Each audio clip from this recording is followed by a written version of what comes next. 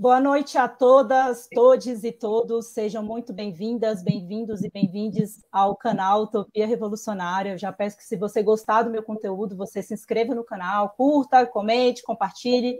Eu me chamo Nádia Nádila e sou comunicadora aqui no canal Utopia Revolucionária, que tem como objetivo promover e estimular nas pessoas a consciência crítica e reflexiva, para que coletivamente nós possamos atuar na transformação do mundo.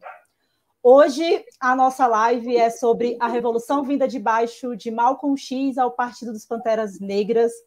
E temos hoje um convidado super especial, que é o Galo, né? Paulo Roberto da Silva Lima, mais conhecido como Galo, que atua na luta contra a precarização do trabalho e a uberização. Também faz um trabalho de base atualmente nas periferias de São Paulo, através da religiosidade, batalhas de guerra, esporte e grupos de estudo. Primeiro, Galo, eu queria dizer que você seja muito bem-vindo. Muito obrigado por você ter aceitado o convite para a live. Eu realmente estou muito feliz em te receber aqui. Você já sabe, e eu admiro muito o seu trabalho. Eu queria, né, que você se apresentasse melhor do que a gente acaba fazendo essa mini descrição.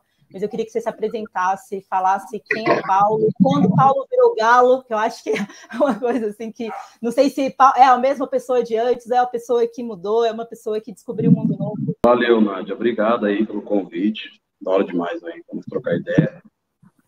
Galo, apelido de infância por causa de uma moto que chamava Sete Galo, que eu gostava muito. O apelido dessa moto era Sete Galo. E eu, quando era criança, eu queria muito essa moto. Eu gostava muito dessa moto, era meu sonho. Eu comecei a cantar rap muito cedo, né? Eu tinha 10 anos de idade, tinha escrito meu primeiro rap já. E aí, uma vez perguntaram para mim como é que era meu nome de rapper. E aí, um amigo meu, que já é finado hoje, falecido, Prego, ele disse, o nome, eu não sabia um nome. Ele falou, o nome dele é Sete Galo, de tanto que eu falava dessa moto. Aí, ficou um apelido de infância ali da época. Aí, ficou meio na infância esse apelido. Anos depois, eu fui fazer uma experiência no funk, cantar funk. E aí eu fui num programa de televisão, e era funk e ostentação, né? Eu tava cantando. E aí eu precisava de um nome de funkeiro, assim, aí eu reativei esse nome de criança, de infância, que era o Sete Galo, ficou MC Sete Galo, e voltou o pessoal me chamar de Sete Galo, Sete Galo. E aí ficou só Galo, saiu Sete, ficou Galo, e é por isso que é Galo até hoje. Então, hoje, a maioria das pessoas me conhece como Galo, mas já é uma coisa desde a minha infância. E eu queria, assim, uma das coisas pelas quais eu te chamei, né, para conversar sobre esse assunto do Malcolm X ao Partido das Panteras Negras, é porque eu vejo muito, assim, que você é uma pessoa muito autodidata. Eu estava até falando para um amigo hoje, assim, poxa, o Galo é uma pessoa que, além dele saber muita coisa, eu considero que sabe muitas coisas, mas também tem uma sabedoria muito grande, eu acredito, assim, acho que forjado muito na luta mesmo. E o Partido dos Panteras Negras, para mim, foi uma inspiração, né? Acho que de todas as referências que eu tenho, acho que Fanon e o Partido dos Panteras Negras, acho que é uma das maiores. E aí, nessas conversas que eu fui tendo contigo, das coisas que eu fui acompanhando, eu fui percebendo que o Malcolm X foi muito importante para a sua história. E aí eu pensei, poxa, a gente tinha que... Eu sempre quis fazer uma live sobre o Partido das Panteras Negras, mas por que não agora fazer uma e abarcar também o Malcolm X, que na verdade meio que tudo começa com o Malcolm X, né? Então eu queria saber um pouco de ti, quando é que surge essa ligação com o Malcolm X e por que surge, o que você enxerga, que te inspira, o que você acredita, como isso moldou você? Então, quando teve uma época que eu comecei essa fase aí, que eu comecei a cantar rap, eu não sabia direito como é que era essa coisa de rap, eu queria ser bom, eu achava que o cara mais bom do... Achava? Não, hoje eu tenho certeza, né? Achava que o cara mais bom de todos era o Mano Brown, e queria cantar rap igual o Mano Brown, mas achava impossível, assim, não achava que era possível, não achava o Mano Brown um cara humano, entendeu? Eu vi o Mano Brown como um deus, um alienígena, uma coisa muito distante. Por mais que o Capão Redondo seja 10 minutos daqui da onde eu tô até lá, para mim parecia o Capão Redondo parecia o lugar mais distante do mundo. Encontrar o Mano Brown seria a coisa mais impossível. E aí tinha um amigo aqui na Quebrada o Neto, o Neto me apresentou pro do Gueto, e o do Gueto, ele tinha uns rap foda. E aí eu cheguei nele e perguntei pra ele como é que fazia pra cantar para escrever um rap igual o dele. Ele disse que o combustível de ler era escrever. O combustível de escrever era ler. E aí ele perguntou se eu queria um livro, e ele me deu um livro do Negras Raízes, que era o livro do Alex Haley. Conta a saga dos ancestrais do Alex Haley.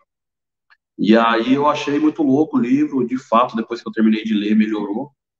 E aí eu fui atrás dele mostrar esse rap, ele disse que estava melhorzinho, me apresentou outro livro, do mesmo autor, que é o Alex Haley, que é a autobiografia do Malcolm X. E aí, quando eu li o Malcolm X, minha vida mudou, né? Ali, quando eu li o Malcolm, eu já tinha ouvido falar do Malcolm nas letras de rap, né? Eu já tinha visto o Brau falar no rap do Malcolm, eu já tinha visto o Chuck do Rota de Colisão falar do Malcolm, né? Eu já tinha visto uma vez ou outra ali a palavra Malcolm X surgir para mim, mas não com aquela importância que o Duguay estava dando, né? De me entregar um livro, falar que é importante entender a história do cara. E aí, quando eu soube da história dele, eu li o livro, minha vida mudou. Mudou radicalmente, assim, eu me transformei. Me transformei mesmo, a ponto de vestir uma roupa social, colocar o livro debaixo do braço. Isso com 13 anos de idade, 14 anos de idade. Colocar o livro debaixo do braço, vestir uma roupa social e ir atrás dos manos na quebrada para falar do mal. E acabei virando até muçulmano, né? Eu, com 16 anos de idade, virei muçulmano e tal. Então, o Malcolm mudou minha vida, né? O livro do Malcolm. Eu li poucos livros, Nath. Poucos livros na minha vida. Se eu falar que eu li 10 livros, talvez eu esteja mentindo, assim. É muito pouco livro que eu li, mas todos os livros que eu li foram livros importantes e marcantes na minha vida. E como é que foi essa... Porque você fala... Que assim, uma coisa que... Eu fui... Assim, eu sou uma pessoa que é isso. Eu também nunca li muito sobre o Malcolm. Eu conheço, sim, de ter visto filme, né? Eu lembro até que você me perguntou, você lembra aquela parte do filme, a última vez que a gente se encontrou em São Paulo? E aí eu fiquei, meu Deus, tem tanto tempo que eu não assisto esse filme. Eu fui assistir o filme de novo. Eu falei, não, agora eu vou ter que assistir o filme de novo para lembrar algumas coisas. Porque eu acho que a gente acaba, acho que a imagem do Malcolm, principalmente, mas acho que nem tanto a imagem do Malcolm, acho que a imagem do Martin Luther King foi uma imagem que virou muito comercializável, né? A do Malcolm, ela é um pouco indigesta, inclusive, talvez. Acho que ela é mais importante até para a gente. Mas uma das coisas que mais me tocou indo atrás de entender mais, conhecer um pouco mais a história do Malcolm, foi o fato dele vir da nação do Islã, sabe? Que eu não sei, assim, é porque a gente que mora aqui no Brasil, o Oriente Médio e a religião islâmica, ela é tão distante da nossa realidade, ela é colocada de uma maneira tão negativa, né? E eu acho que uma das coisas que mais me impressionou na história dele é o quanto que ele se conectou. Eu acho que poucas pessoas, eu vou dizer assim, do Ocidente, mas não gosto muito desse tempo porque o Ocidente representa mesmo os países mais imperialistas, mas eu falo assim, né? Poucos se debruçaram sobre o mundo árabe ou se aproximaram, principalmente sendo negro. E para você, como foi, assim? Eu acho que, né, o que na história, eu acho que não só para você, mas o que na história do Malcolm, com relação à questão do mundo islâmico, ficou para você, o que você absorveu, como era esse processo para você também, e para pensar também, para você até contar um pouco também de como foi a história do Malcolm, né? Que você falou que ia lá conversar com as pessoas sobre o Malcolm, para contar um pouco da história do Malcolm, um pouco do que você sabe. Eu sempre tive uma coisa na minha vida de ver as coisas de forma profética, entendeu? Para mim, as coisas sempre teve esse tom. Eu vi um clipe de rap na TV, eu vi o Jay-Z cantando num clipe de rap, eu achei o Jay-Z um profeta. Eu profetizei aquilo na minha vida. Eu falei, um dia eu vou estar estourando champanhe num bar com meus amigos, minha vida vai melhorar, né? Para mim era sempre ver as coisas assim, tipo assim, morar numa quebrada ferrada, pobre, e aí você liga a televisão, parece uma profecia mesmo, parece uma coisa gigante, você quer viver aquilo, tá ligado? Então eu sempre tive um pouco disso aí, mano. Quando eu terminei de ler o Malcolm, eu queria ser o Malcolm. Eu queria ser o Malcolm. Eu terminei de ler o livro, eu terminei de ver o filme, aí eu fui ver o filme. Aí eu queria ser o cara, queria ser mesmo, de verdade. Queria, até, pra ser sincero, é, até morrer daquela forma heróica, eu imaginei. Eu me imaginei daquele jeito.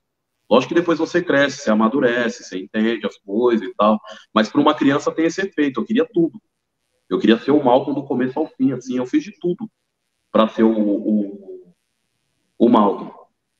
O Malcolm era um cara inteligente. Eu busquei formas de ir ficando inteligente também. O Malcolm se vestia de tal forma, eu comecei a emular até a forma do Malcolm se vestir. A religião do Malcolm era a religião islâmica, então a minha religião era a religião islâmica, né? Para mim, o Malcolm era o grande profeta, entendeu? Eu tinha raiva dos inimigos do Malcolm. Eu fiquei com raiva do Elijah Muhammad, eu fiquei com raiva da nação do Islã, sabe? Raiva do FBI, da CIA, eu fiquei com raiva de tudo isso. O Malcolm, para mim, até hoje, né? Até hoje, o Malcolm ainda é um cara que, às vezes, eu sinto o Malcolm me cutucar, assim, fala, vai, Galo, toma uma atitude aí. Então, para mim, essa foi a importância, entendeu? Então, eu fui atrás do roteiro. Encontrei o Islã, encontrei a comunidade árabe. Na verdade, meu contato com o Islã não foi pela comunidade árabe, né? Foi pela comunidade africana. Então, eu encontrei uma mesquita de africanos, né, de nigerianos na República. Comecei a frequentar essa mesquita, o do Gueto encontrou essa mesquita, na verdade. Falou para nós essa mesquita, a gente foi lá, se tornamos muçulmano também, e começamos a frequentar. Depois que a gente começou a frequentar outras mesquitas. Eu rodei várias mesquitas aí de São Paulo aí e tal. Conheci várias comunidades árabes, libanesa, palestina, da Tanzânia, da Nigéria, tá ligado? E para mim era muito louco, porque eu tava num gueto, na minha quebrada, eu não tinha acesso a nada, e no momento, aí você imagina, um moleque de 16 anos, entrando dentro de uma mesquita, conhecendo libanês, conhecendo tanzaniano, conhecendo nigeriano, sabe? Conhecendo o mundo inteiro. Porque eu só tinha noção do que era. Eu achava que o mundo era constituído de baianos, pernambucanos, paraíbas. Eu achava que era assim o mundo. Era cheio de baiano, pernambucano, paraíba. E aí você descobre que tem tanzaniano, que tem nigeriano, que essas pessoas é real, tá ali. Você começa a trocar experiência, absorver a cultura delas, tudo isso vai te enriquecendo, né? Eu fui e ainda sou, mano, um cara rico pra caramba, assim, de pessoas ao meu redor, assim. Eu sempre tive pessoas fodas ao meu redor. Isso que me fez saber muita coisa, entender muita coisa, eram as pessoas que estavam ao meu redor. Eu queria, você citou uma figura que eu acho que na história do Malcolm ela é muito importante, né? Que é o Elijah Muhammad. Eu queria que você falasse um pouco assim sobre por que você tem essa raiva, né? Porque eu acho que a maioria das pessoas não conhecem tão bem a história do Malcolm e não sabe que tem um antes e depois da nação do Islã, né? Para quem não conhece a história do Malcolm, o Malcolm, primeiro, ele é o Malcolm Little, né? Que é o nome dele, o sobrenome dele mesmo e tal. O pai dele é um pastor garvista, né? Seguidor de Marcus Garvey, é assassinado pela clã. A família dele é separada, o conselho tutelar separa a família dele toda, a mãe dele vai parar num hospício, ele cai no mundão, e aí no mundão ele acaba conhecendo as pessoas, acaba conhecendo o ladrão, o malandro, aí ele vira o Red, porque o cabelo dele era vermelho, né? A avó dele tinha sido estrupada por um holandês, né? Então ele tinha um cabelo vermelho, o Malcolm tinha um cabelo vermelho, a Malcolm era ruivo. E aí ele ganhou o apelido de Red. Quando ele foi para Detroit, ele ganhou o apelido de Detroit Red. E aí depois ele foi para outros lugares dos Estados Unidos, né? Pro Harlem, e ficou Red, né? E aí ele foi preso, e aí ele virou um Satã na cadeia, porque ele era um cara raivoso, não organizava direito o ódio dele. E aí ele conheceu o Islã na cadeia, que era um cara que era seguidor do Elijah Muhammad, que já era da nação do Islã. E aí ele se torna o Malcolm X, porque a nação do Islã já vinha com esse papo de que seu sobrenome era o sobrenome da fazenda de escravo. Então, Malcolm Little. Little era o nome da fazenda de escravo, que foi dado para os ancestrais. Esse não era o verdadeiro nome do Malcolm. Então, o Malcolm agora tinha que ser o desconhecido. Então, era Malcolm X. Então, não era só o Malcolm que era o Malcolm X, era vários integrantes da nação do Islã que o sobrenome era X, né? Tanto que foi descoberto que o cara que matou o Malcolm, que é o William, que era da Mesquita 7 de Newark, ele era o William X, né? Era um William X. Então, eram várias pessoas dentro da nação do Islã que era X, o Malcolm passou a ser mais um X. E aí, quando ele faz a peregrinação dele para... O Malcolm teve várias fases, né? Ele foi para a África, ele ganhou o nome de Omowale, né? Na Nigéria, os nigerianos deu o nome para ele de Omowale, o filho que voltou. Isso tem no livro, né, na autobiografia. E aí, na peregrinação, ele adota o nome de El-Hajj Malik El-Shabazz. Quando o Malcolm faz a peregrinação, e aí é muito louco pegar os nomes do Malcolm, porque cada nome do Malcolm é uma fase do Malcolm, né? Você tem um Malcolm diferente. O Malcolm X ele não tem nada a ver com o El-Hajj Malik El-Shabazz. É dois personagens diferentes. Tanto que quando o Malcolm vai para a Arábia Saudita, faz a peregrinação, ele descobre um novo Islã. Ele senta para comer com um árabe, ele senta para comer com um alemão, ele senta para comer com um europeu, ele senta para comer com um africano, e aí ele até muda a ideia, porque ele tinha uma ideia de que todo branco era demônio. O homem branco era o demônio. E aí ele volta para os Estados Unidos dizendo que só o homem branco americano era o demônio. Que ele tinha começado a entender a coisa. E ele já tinha tido uma treta ali com o Elijah Muhammad, porque quando o Kennedy morreu, o Elijah Muhammad proibiu o Malcolm de falar da morte do Kennedy. E um jornalista perguntou para o Malcolm e o Malcolm respondeu. O Malcolm não fugiu. O Malcolm disse que tudo que você colhe, você planta. O Malcolm respondeu isso. Aquilo que você colhe, você planta. Falando do Kennedy. E o Elijah Muhammad não gostou, que o Malcolm passou por cima da ordem e o Malcolm foi afastado da nação do Islã.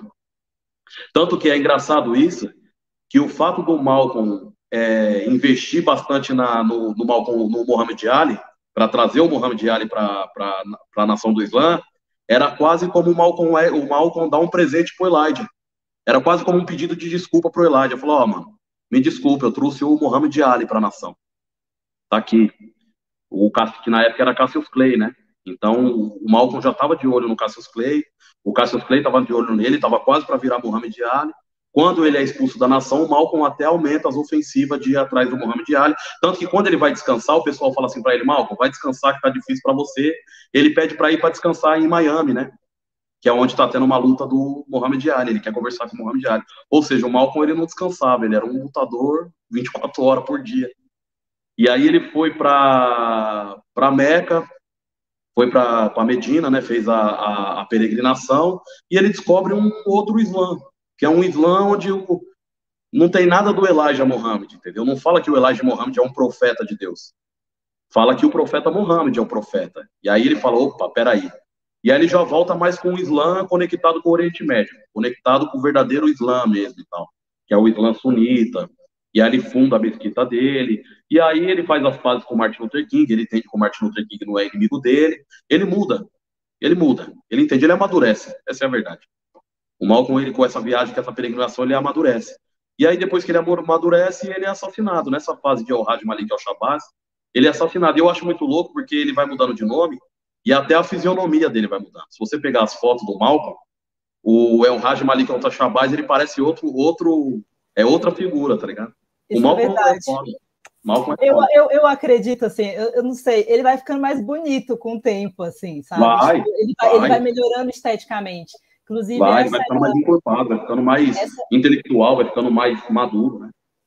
Inclusive, essa até era uma das minhas perguntas, assim, né, do debate, assim. É muito interessante porque realmente quando você para pensar, ele vai tendo muitas fases, a fase dele criança, a fase dele adolescente, a fase dele na juventude, sendo preso, depois, ele passa, as pessoas, assim, não tem uma dimensão, mas acho que ele passa uns 10 anos na nação do Islã, né, até ele fazer essa virada, né, ele vai, acho que ele passa, se não me engano, uns 10 anos. Mas o que eu acho muito interessante é porque o Partido dos Panteras Negras, para mim, sempre foi uma referência, e eu acho que foi uma referência muito de estética negra também, né? Porque era uma das coisas que era muito bem trabalhado no partido. Mas foi muito bom retomar o Malcolm e a própria nação do Islã, que ela tem um papel fundamental na luta pelos direitos civis, talvez não exatamente numa perspectiva tão revolucionária quanto o Malcolm vai se tornar no futuro, né? porque eles partem dessa pressuposto de uma parte mais segregacionista, de que nem você falou, dessa questão de odiar o homem branco, mas eu fiquei muito feliz, assim, de uma certa forma, porque tinha uma estética também. A estética deles, e era uma estética que remetia a estar bem alinhado, a estar bonito, né? Isso também foi uma das coisas que me encantou muito na história do Malcolm, assim, né? De que que na verdade o que o Partido dos Panteras Negras vem fazer depois é fazer essa retomada, essa continuação. E eu acho que não é só eles. Se você for observar todos os movimentos ali pelos direitos civis, você vai pegar ali o próprio Martin Luther King, é um pastor e tudo mais, tem um outro tipo de vestimenta, mas ainda assim é um tipo de vestimenta que o negro está bem visto, está bem alinhado, sabe? Tipo, realmente de trazer, eu nem gosto muito dessa palavra empoderamento, mas trazer esse reforço de como a estética negra e a beleza negra ela é importante, né? Mas o que eu vi muito na perspectiva do Malcolm, que aí você falou um pouquinho, que ele retoma esse atrito com Martin, né? Ele retoma essa relação com Martin Luther King, mas é porque eles têm uma linha de pensamento e de atuação que era muito diferente, né? E eu queria que você falasse um pouco, porque o Martin Luther King ele era mais ação direta não violenta, já o Malcolm X era ação mais violenta, né? Eu acho que as pessoas não entendem muito bem o que significa essas diferenças entre os dois. Hoje eu era tão seguidor do Malcolm e até com raiva do King uma época eu fiquei, porque o Malcolm uma época ele teve raiva do King também e tal. Mas depois que você amadurece, você entende tudo. Hoje eu percebo que o Malcolm e o King, eles é yin yang, né? Eles é um yin yang, assim. Um complementa o outro muito bem. Seria muito louco ver uma fase de luta dos dois juntos, tá ligado? Apesar que o King morre alguns anos depois também, né? O Malcolm morre em 65, se eu não me engano, o King morre em 68. Isso. Alguns 3 anos depois, o King morre também. Mas olha só como é que é louco, né? Imagina o FBI, imagina os brancos daquela época falando, puta, agora os caras é amigo. Fudeu. Os caras eram foda, tá ligado? Então, o King, ele tem uma abordagem diferente do Malcolm. O Malcolm, o King o King jamais me pegaria pelo coração quando eu tinha 16 anos de idade. Era muita ideia de paz e eu não tava daquele jeito. Eu não tava pronto para entender essas ideias. Teria que ser o Malcolm mesmo, para me sequestrar nas ideias e me pegar. Hoje eu entendo que o Malcolm estava indo mais no caminho, seguindo mais o caminho do King, depois que ele virou o Erraj Malik al-Shabazz. De negociar, de trocar ideia, de ser mais político, de entender que nem tudo é na tora, que precisava de aliados, que precisava de acordos para a revolução caminhar, tá ligado? Então, para mim, o King ele é um complemento foda. Não tem como você falar que o King. Essa ideia hoje eu não gosto. Quando o pessoal fala assim, o King era mais pacífico e o Malcolm era mais agressivo. Eu não acho. Eu não acho. É duas abordagens diferentes com os objetivos igual. Os objetivos é igual e as abordagens é diferente, tá ligado? O King acreditava tanto numa revolução quanto o Malcolm acreditava numa revolução também. Era só as abordagens que era diferente. Era só as abordagens que era diferente. Então, eu para ser sincero, eu nunca estudei tanto a história do King, assim, tá ligado? Sempre foi a história mais do Malcolm. Você falou mesmo da estética dos Pantera Negra, aquela estética era importante. Gravata borboleta, roupa social, tá ligado? E isso que você falou é a real mesmo. Os Pantera Negra depois veio com uma estética, né? E o Malcolm, ele fala dos negros se armar. Em vários discursos, o Malcolm fala da necessidade dos negros começar a se armar. E os Pantera Negra surge a partir desse discurso. Morre o Malcolm em 65, morre o King em 68, e eu acho que em 68 mesmo, os Pantera Negra é fundado. Isso. O Panteras Negras, na verdade, é fundado um ano após a morte do Malcolm. 66. Em 67? Em 66? 66. Um ano 66. Um ano e pouco tempo depois. Foi assim. Olha. Mas é naquela década ali, né? Que o negócio tá pegando fogo e tal. E aí os Pantera Negra vêm com essa linhagem, tanto que é muito louco, e quando eu, nessa minha fase de infância, eu não cheguei a ler um livro dos Pantera Negra, a não ser o livro do Mumia Abu-Jamal, que é o Ao Vivo no Corredor da Morte. Mas eu vi o filme do Mário Van Peebles, né?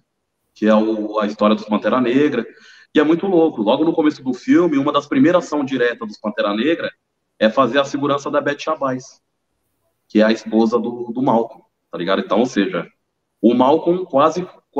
A gente pode até dizer que o Malcolm fundou os Pantera Negra, que o Pode, Malcolm é o fundador dos Pantera Negra. pode, inclusive porque o Partido dos Panteras Negras, ele surge exatamente um ano e pouquinho, tipo, o Malcolm morreu em fevereiro, se eu não me engano, de 1965. O Partido dos Panteras Negras foi criado em 15 de outubro de 1966. Mas eu já tinha lido algumas entrevistas do Rio e do Bob Seale, e eles falam sobre por que eles criaram o Partido dos Panteras Negras, né? E um dos motivos foi, um dia após a morte do Malcolm, estava nós dois juntos, chorando e tipo assim, desolados, né? Um deles até fala que ele começou a tacar pedra nos carros que estavam passando de tanta raiva que ele estava, tipo, porque as pessoas não têm muita noção disso, mas na morte do Malcolm, depois que ele morreu, teve, vamos dizer assim, rebeliões pelos Estados Unidos inteiro, tacaram fogo em várias coisas e tal, da forma que a gente ainda vê hoje, né? Eu acho que a morte do George Floyd, a gente viu um pouco de como os Estados Unidos ainda reagem de uma maneira muito parecida, mas eles falam muito sobre isso, assim, que o Malcolm, na verdade, o Malcolm é uma inspiração. E é engraçado porque eu venho do partido para chegar no Malcolm. E aí foi muito interessante ver que, na verdade, é uma continuação mesmo da história do Malcolm. Porque tudo que eles têm de. Não vou nem dizer só conhecimento, porque eles também se inspiraram muito na Revolução Cubana, tiveram uma proximidade com Marighella também, aqui no Brasil, né, com o Manual do Guerrilheiro Urbano, então com Fanon, teve outras influências. Mas eles falam que a principal influência, na verdade, de fato, foi o Malcolm, né? E aí, por isso, inclusive, que eles adotam uma perspectiva muito mais parecida com a do Malcolm do que com a do Martin Luther King. Mas apesar, só que aí tem essa outra questão também, né? Que você estava falando dessa questão das duas abordagens que são muito diferentes, mas o objetivo era o mesmo. Eu acho que a abordagem de você não reagir a uma violência, vamos dizer assim, é uma perspectiva tão revolucionária e que envolve violência de alguma forma, que as pessoas têm a percepção de que a violência é a mesma violência da mesma forma para todo mundo, né? Mas o Malcolm acreditava diferente, né? De que a perspectiva de que a gente já está sofrendo essa violência, a gente só está falando a mesma linguagem. Inclusive, a ação que foi executada por você e por outras pessoas com relação à história do Borba Gato, ela vai nessa perspectiva, né? Ou não? Isso tem uma influência, né? Do Malcolm. Tem, claro, total. Pode-se dizer também que o Malcolm queimou a estátua do Borba Gato. Tá? O Malcolm fez muita coisa, o Malcolm fundou os Pantera Negra, o Malcolm fundou Racionais MCs, o Malcolm queimou a estátua do Borba Gato, o Malcolm fez várias revoluções pelo mundo. O Malcolm ativou o Tupac. O Tupac, para quem não sabe, quando no começo da carreira do Tupac, o Tupac foi a maior liderança dos Pantera Negra naquela época. Ele foi colocado como a liderança dos Pantera Negra. Naquela época, ele era um cara que era visto pelos Pantera Negra como o cara que poderia trazer o movimento dos Pantera Negra ao que era novamente, tá ligado? Então, o Malcolm, olha o tanto de coisa que o Malcolm fez pelo mundo, né? Depois, com tudo que ele deixou de registro, das palestras que ele deu, do livro que ele escreveu junto com o Alex Haley, tá ligado? Das entrevistas e tudo que ele fez, tá ligado? A história dele, o legado dele. Então, pô, lógico que a estátua do Borba Gato tem a ver com o Malcolm, com certeza. Uma outra coisa que eu estava pensando aqui, aí voltando também, né, já que a ideia é da gente falar da revolução vinda de baixo, dessa perspectiva, né, eu vi que uma das coisas que está lá, que a gente, da bio que você mandou, é essa questão de trabalhar a questão da religião dentro do trabalho de base, da perspectiva, né? E a esquerda ela tem uma certa aversão a isso, a trabalhar essa temática, né? Eu acho que a galera está zero preparada para isso. Como você vê assim essa questão? Porque é uma coisa que eu vejo muito nas suas redes também. Você fala muito sobre essa questão da fé, e eu acredito que para a gente fazer revolução, para a gente... A fé é uma das coisas que eu acho que é mais imprescindível, que as pessoas confundem fé com religião, né? Fé é acreditar. Como você vê isso, assim? Eu aprendi assim, né? A igreja que eu fundei chama Nação dos Trabalhadores, né? É inspirado na nação do Islã.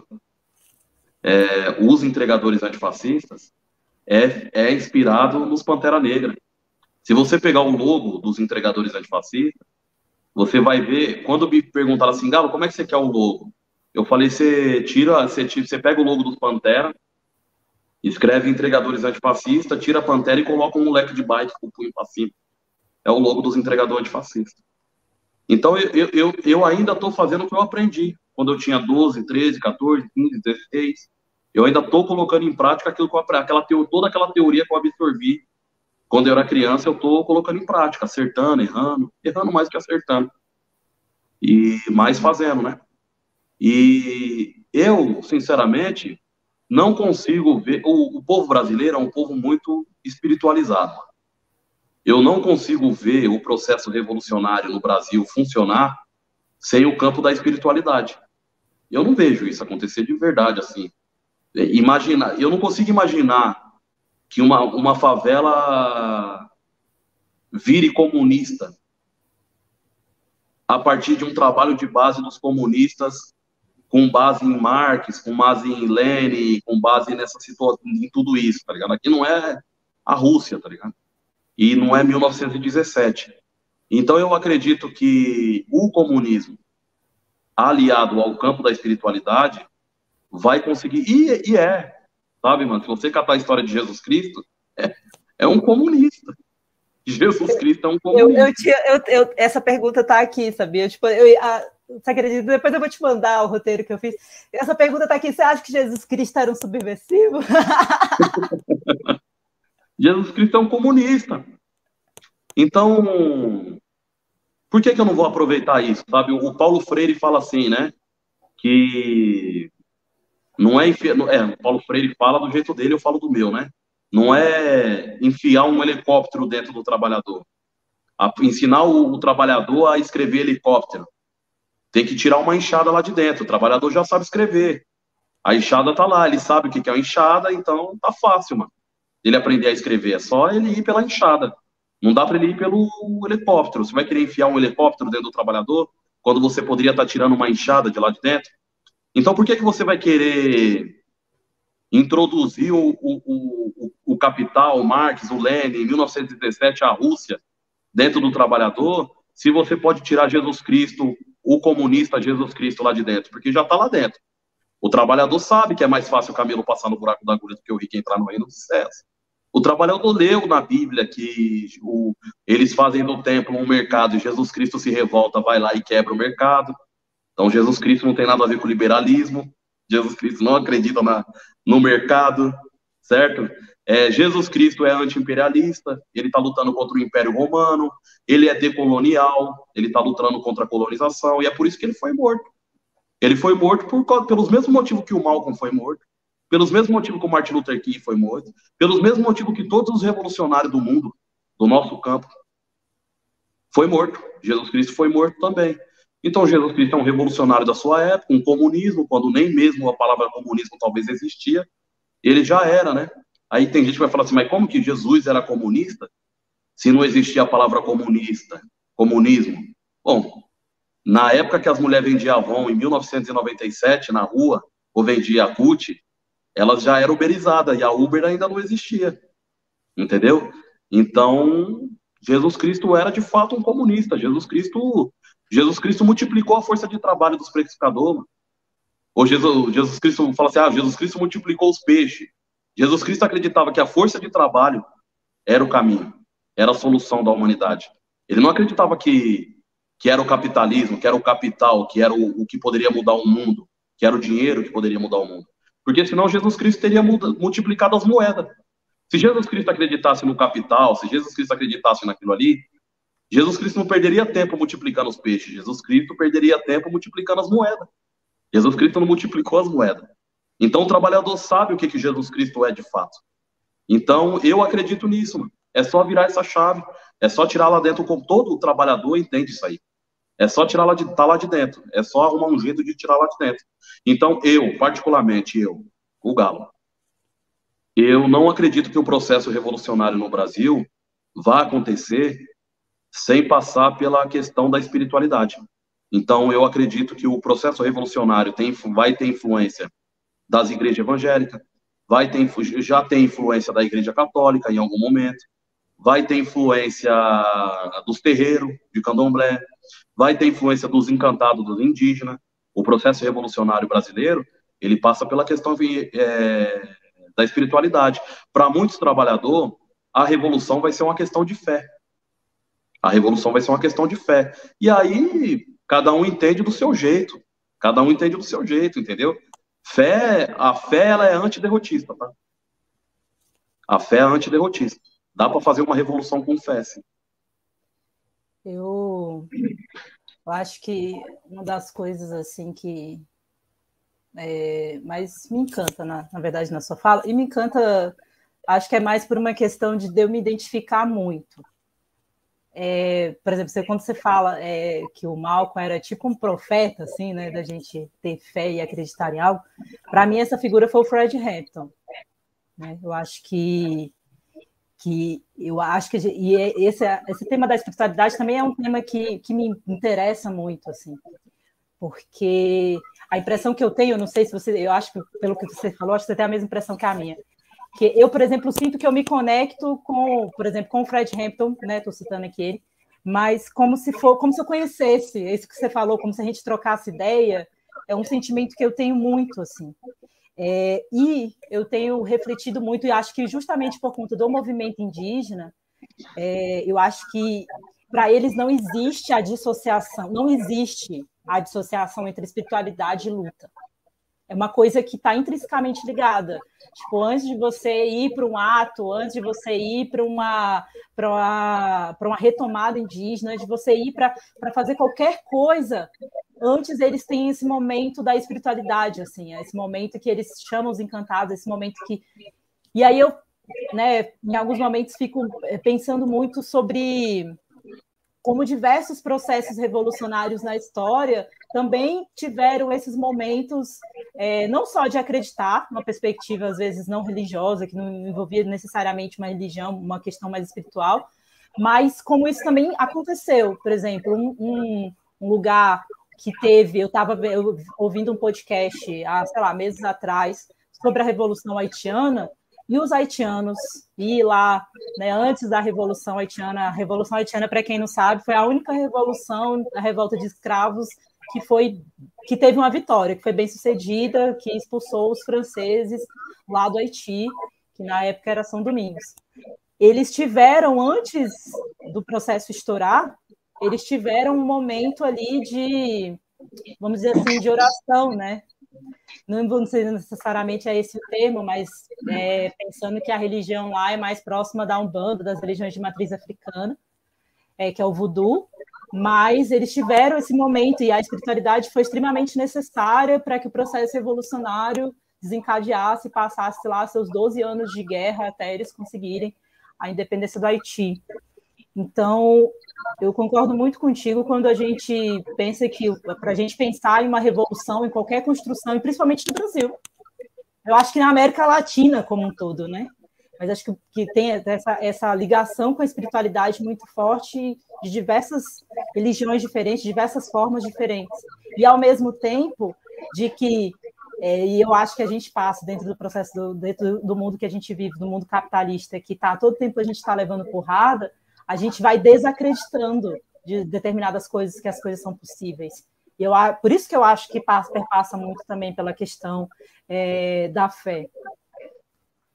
Mas eu queria abrir um outro tema aqui sobre isso também.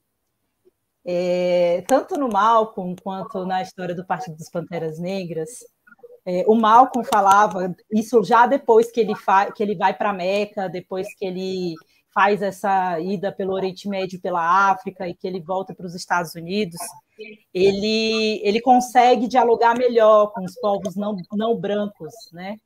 Só não os brancos lá dos Estados Unidos, enfim, mas eu estou falando assim, né, dele conseguir dialogar uma outra perspectiva, inclusive ele volta com uma visão muito maior de solidariedade internacional, entendendo que a luta dos Estados Unidos se conecta com a luta de outros povos oprimidos. Mas tem uma coisa que me chama a atenção, é que ele fala assim, olha, antes, inclusive no filme, ele tem essa cena, né, que uma garota branca chega para ele e fala, eu quero ajudar. Ele falou, você não pode ajudar em nada. E aí ela tipo, vai embora e é isso. E aí depois, acho que tem uma outra cena que ele já está mais, depois que ele sai da Nação do Islã, e aí ele vai para a Meca e volta, aí ele já está mais... ele entende melhor essa perspectiva de como poderia se dar essa construção. Ele muda um pouco a forma como ele enxerga isso, né? Essa ligação entre, enfim, povos brancos, negros e pessoas brancas. Mas eu acho que só que tem um discurso dele que ele fala, só que eu acredito que sim, pessoas brancas podem se inserir dentro da luta, né, que a gente está fazendo aqui pela libertação, né, negra, mas primeiro a gente tem que unir entre os negros e depois a gente vê isso, né? É mais ou menos por aí. E no Partido das Panteras Negras, eu acho que o que mais me chamou a atenção no partido, principalmente, é a questão deles juntarem a perspectiva de raça e classe, né, porque vinha de uma pegada muito só da questão da raça, não entendendo essa questão da solidariedade lá nesses movimentos, e é um debate que a gente tem até o momento no Brasil também. Eu acho que é um debate que a gente ainda tem, eu acho que é o debate que a gente está tentando vencer de alguma forma. Por que eu estou falando tudo isso, assim? É porque, inclusive, o discurso que eu mais gosto do Fred Hampton é um discurso que ele fala, que é chamado uma luta de classes, porra. Não sei se eu posso falar esse palavrão, mas é. E o que eu mais gosto desse discurso é justamente porque aqui no Brasil a gente tem uma perspectiva da luta revolucionária que muitas vezes não engloba quem de fato constrói o processo da luta, que é quem está embaixo, que é quem está na base da base da base, que geralmente vão ser pessoas negras, pessoas indígenas, e a gente tem essa dificuldade. E o que eu mais gosto desse discurso é justamente o fato de que ele fala assim, né? Para aquelas pessoas que têm sentimentos feridos por negros falando sobre armas, nós teremos uma sessão de choro depois da sessão de perguntas e respostas. E aí ele continua, né? E para aquelas pessoas brancas que estão com algum síndrome de culpa e querem que clame seu amor para elas depois da sessão de choro, se nós tivermos tempos, nós permitiremos a todos vocês ter uma sessão de amor. Por que eu estou falando um pouco sobre isso? Porque eu queria também conversar contigo sobre como você vê isso, porque o Partido das Panteras Negras, eles já trazem o debate, por exemplo, sobre o identitarismo. Só que lá eles chamam outro nome, eles chamam de nacionalismo cultural. Inclusive, um dos melhores textos que tem do Partido das Panteras Negras é de uma mulher, da Linda Harrison, que quase ninguém conhece. Eu, na verdade, já procurei muito sobre ela, é quase impossível encontrar alguma coisa. Mas esse texto é muito bom, porque ele já fala sobre a questão do identitarismo, no caso, mas é no identitarismo que a gente está falando aqui, na perspectiva de capitalismo negro, de pessoas que trazem o debate de raça, de voltar para a África. Só que hoje eu acho que a gente tem um adendo, que o Partido dos Panteras Negras só vai chegar no finalzinho do partido, que é o debate também sobre como o debate sobre identitarismo recaiu como uma espécie de palavrão e de ataque, por exemplo, a pessoas negras. Né? E eu acho que esse discurso é um discurso que a gente tem até hoje. Assim. Você vai falar de raça, nossa, não pode, porque está sendo identitarista. E aí eu queria que você comentasse um pouco sobre isso também. O Fred Hampton, ele é o mais as ideias do Fred Hampton é os mais próximos da América Latina, né? Nós aqui, por exemplo, não teria liderança nenhuma. Até mesmo vou ser sincero para você, se você colocasse o Malcolm no Brasil, ele não seria tão efetivo quanto o Fred Hampton. O Fred Hampton seria mais efetivo do que o Malcolm no Brasil. Ele é muito mais conectado, porque o Fred Hampton também pensa muito mais no mundo. Ele pensa muito mais numa revolução a partir do mundo também, tá ligado? Não é só uma coisa ali nos Estados Unidos. Os caras dos Estados Unidos, até os revolucionários, têm esse defeito, né? Digamos assim, usar essa palavra. que é ser focado nos Estados Unidos, mano. Parece que o mundo gira em torno, igual o paulista também tem, igual o carioca tem, igual o cara do Rio Grande do Sul tem, acha que o mundo gira em torno dele, tá ligado? O estadunidense tem isso também, acha que o mundo gira em torno dele. E não percebe. O Fred Hampton, já não, né? O Malcolm também não. O Malcolm já é uma figura internacional, né? Você tem foto do Malcolm com o Fidel Castro, né? Você tem o Malcolm querendo entender o mundo. O Fred Hampton também querendo entender o mundo. Tanto que tem história de que o Fred Hampton e o Huey Newton, por exemplo, tiveram certas discussões ali, entendeu? Teve certas atitudes que o Fred Hampton tomou que não foi bem vista pelo partido dos Pantera Negra.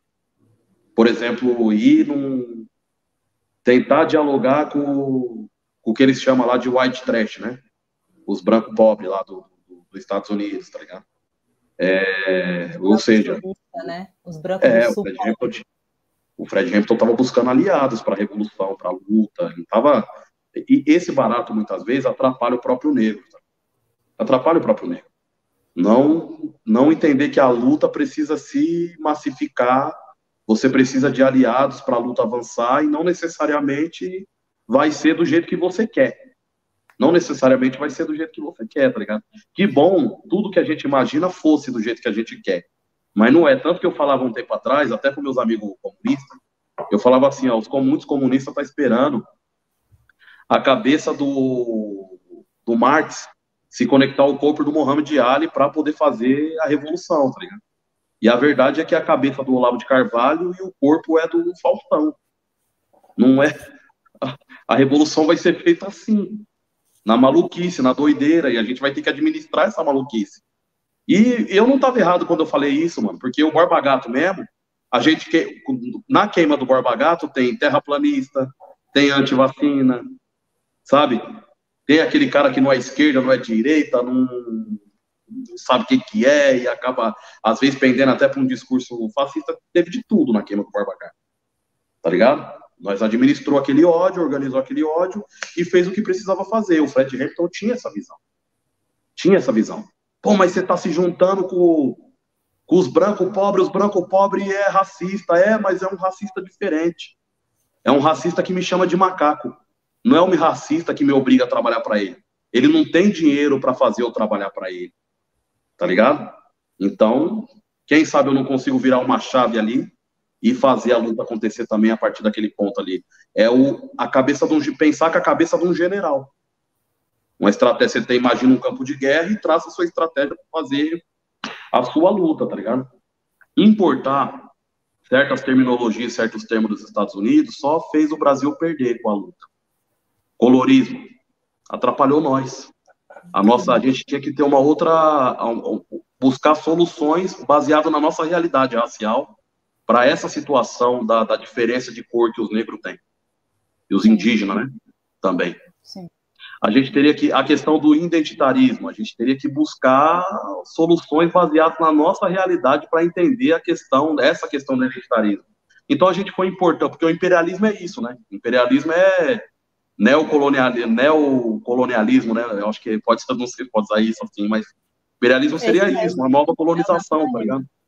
Então nós estamos sendo colonizados pelos Estados Unidos, então até na luta, eu, hoje, depois de mais maduro, eu ser sincero, eu tenho tentado me desconectar um pouco do Malcolm, tá?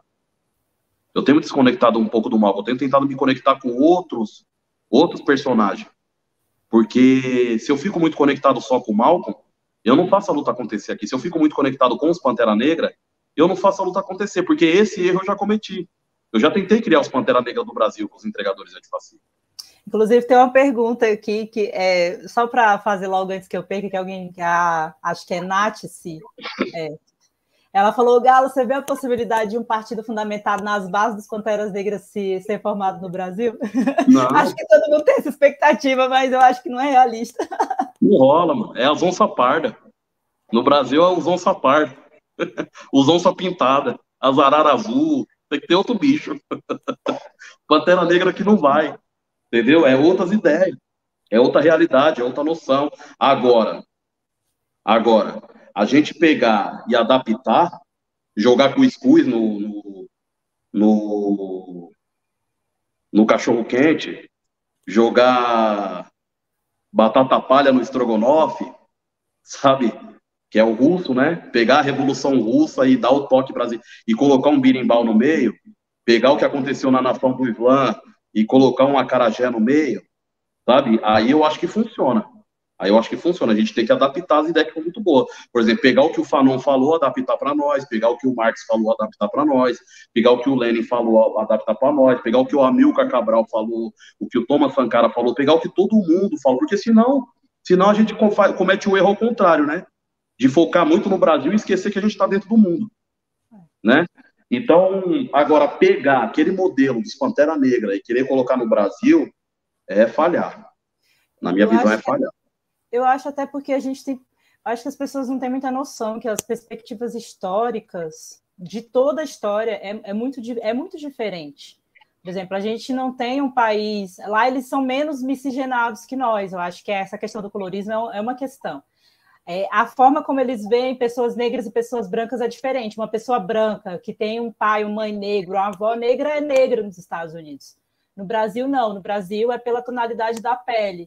E por outras questões socioeconômicas que também vai influenciar nessa perspectiva. As pessoas não têm noção de, por exemplo, da questão jurídica mesmo, de como foi o processo, por exemplo, do Partido dos Panteras Negras. Por que eles usavam armas e tiveram essa ideia, uma ideia de andar armado para autodefesa e tudo mais, isso ser possível. Se eu pegar em arma, eu não sobrevivo no mesmo... 5 minutos depois, se eu pegar uma arma e falar, eu vou fazer a defesa, já viu aqueles vídeos? Você já viu, né, que tipo, sei lá, eu tenho uns videozinhos que aparecem no TikTok, às vezes no Instagram também, que tipo, é uma pessoa, geralmente é um cara negro, aí sei lá, ele tenta imitar algo que alguém branco falou, tipo, se a polícia te parar, você falou, meu irmão, não sei o quê, fala de um jeito assim.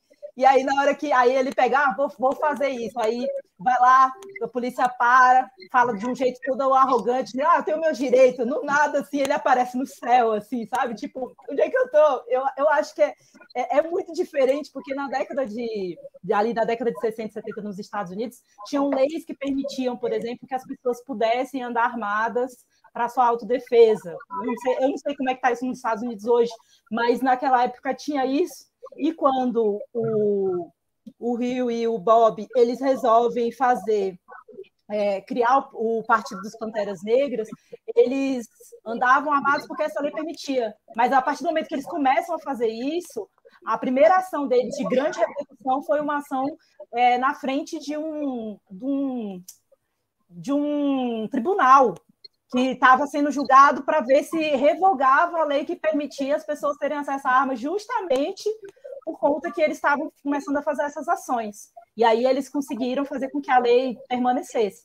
Então, acho que às vezes as pessoas não têm essa perspectiva de que a história da colonização... Eu, por exemplo, considero que o Fanon ele tem uma proximidade... Os países caribenhos têm uma proximidade muito maior em processo de colonização com a gente, do que eu fui lendo, do que eu fui me aprofundando, do que os Estados Unidos. Mas eu, ao mesmo tempo... Eu gosto muito do Fred Hampton, que aí você falou, a proximidade dele com a América Latina, com a forma da colonização que aconteceu aqui, e a forma como ele efetuou as coisas lá, porque ele criou aquela coalizão arco-íris, se aproximou dos pobres brancos, se aproximou dos porto-riquenhos, das gangues, se aproximou dos asiáticos, estava criando uma rede que se aproxima muito mais da nossa, né, do que todo o Partido dos Panteras Negras. Por isso que eu acho que a gente acaba tendo essa conexão maior. Eu acho que a gente consegue pegar, talvez, do Partido das Panteras Negras, é isso que você falou, a forma como o Fred Hampton, por exemplo, ele era um cara, não vou dizer pacífico, mas ele era um cara que conseguia dialogar com muita gente, conseguia trocar ideia, tanto é que ele foi considerado pelo FBI, pela organização lá aquele cara lá que é o Edgar Hoover, que era o presidente do FBI, que era o diretor do FBI, que criou aquela ação que se chamava COINTEPROL, que foi a que foi responsável, na minha avaliação, né, aquela de fora, responsável pela morte do Malcolm, porque ele foi o primeiro assassinado. Depois vem a morte do Martin Luther King em 68 e logo depois a morte do Fred Hampton em 69. E todos eles morrem, são assassinados no momento mais crucial da história deles. O que me entristece, na real, assim, eu confesso que me entristece mesmo, é saber que o Malcolm morreu no momento que ele estava mais maduro para um processo revolucionário. Quando ele estava mais perigoso. Quando ele estava mais perigoso. Porque ele criou aquela unidade afro-americana. Eu, inclusive, li o programa, não sabia que tinha, mas eu achei o programa da unidade afro-americana. E eu acho que, por exemplo, os 10 pontos dos Partidos das Panteras Negras, ele é aplicável no Brasil na totalidade, praticamente. Entendeu? Porque ele fala de moradia, de acesso a pão, de acesso porque também é maoísta, né? É isso. É baseado no maoísmo, né? Mas o da unidade afro-americana, e isso é interessante, porque nessa entrevista que eu vi da galera dos Partidos Panteras Negras falando sobre a inspiração no Malcolm, era justamente que eles pegaram o programa do Malcolm, que o Malcolm não conseguiu executar porque ele morreu antes. E aí eles se espelharam no programa do Malcolm para fazer o programa de 10 pontos. Eu vejo assim também. Eu entendo dessa forma. Você falou da questão do colorismo, e é muito louco, né? Por exemplo, hoje você tem o maior podcast do Brasil, é o Podpah. E se você chega para vários negros, de vários pensamentos, para muitos deles, e diz assim, o Igão é negro e o Mítico é indígena. Soa como um absurdo no Brasil. Soa como um absurdo. Não, o Igão não é negro e o Mítico não é indígena. Vamos pensar estrategicamente pela luta. Em vez de a gente estar querendo provar que o Igão e o Mítico não é um jovem negro e um jovem indígena, por que a gente não está fazendo o tensionamento dos dois e falando assim, por que a causa negra e a causa indígena não é sempre a pauta daquela mesa? Já que você é um jovem negro, e eu, quando fui no Podpah, eu ouvi da boca dos dois.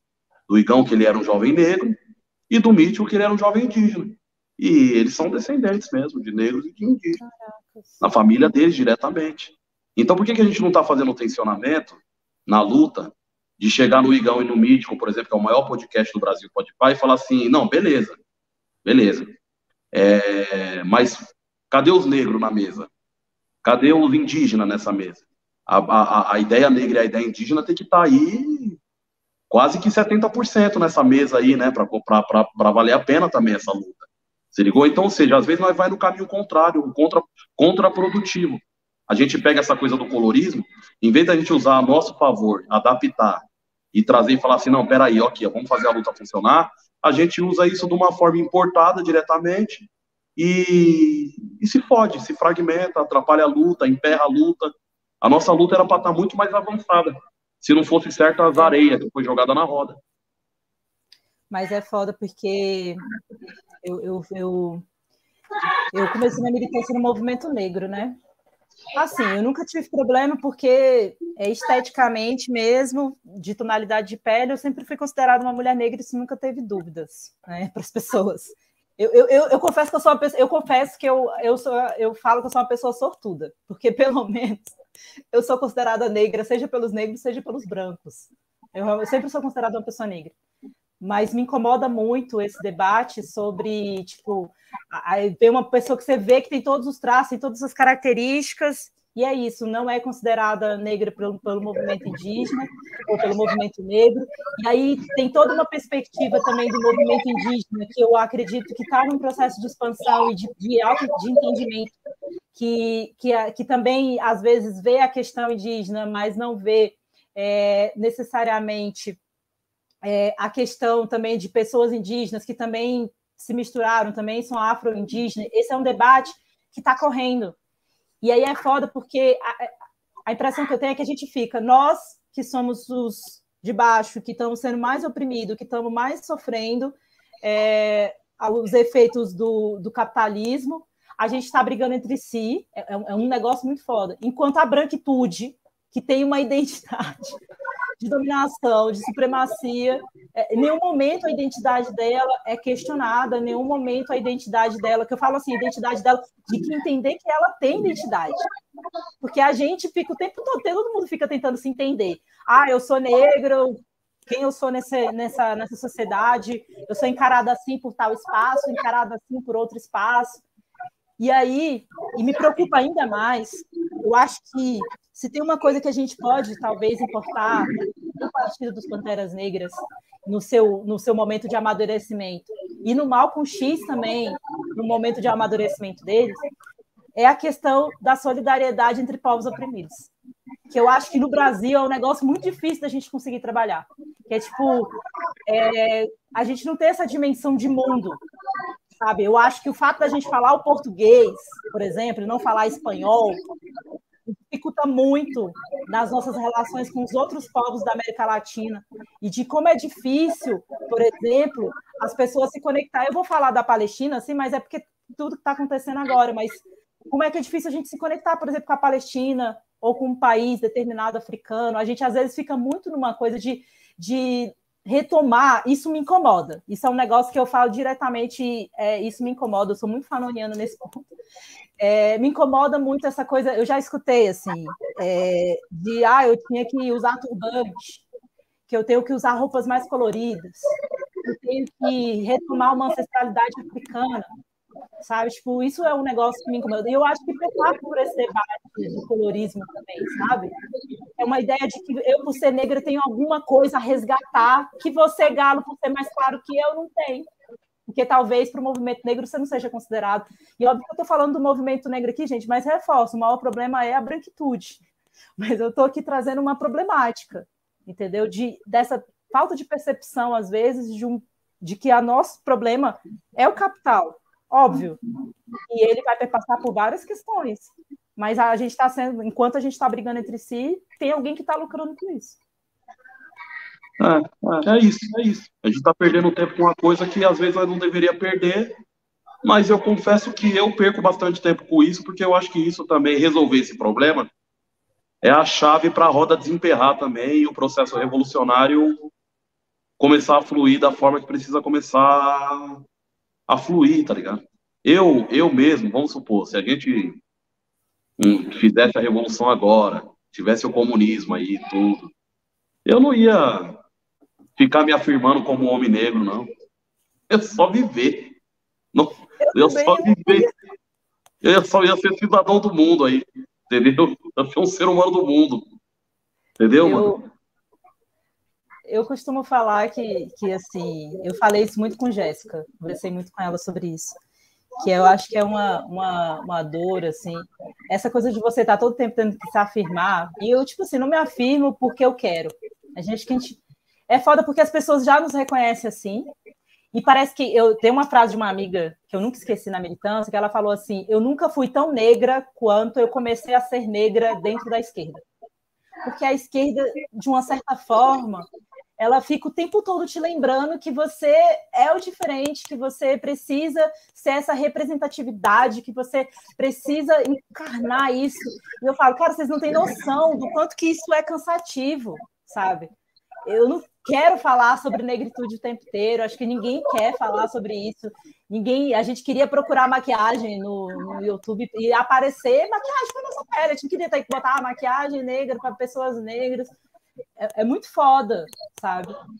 E aí, entrando um pouco, talvez nisso, assim, eu queria ter uma pergunta aqui, eu acho que eu vou fazer essa pergunta antes, depois eu vou entrar nisso, que é, você acredita que uma forma, né, do Lorival, você acredita que uma forma de revolução pode ser entrar no sistema parlamentar? Você pretende ser um representante do povo?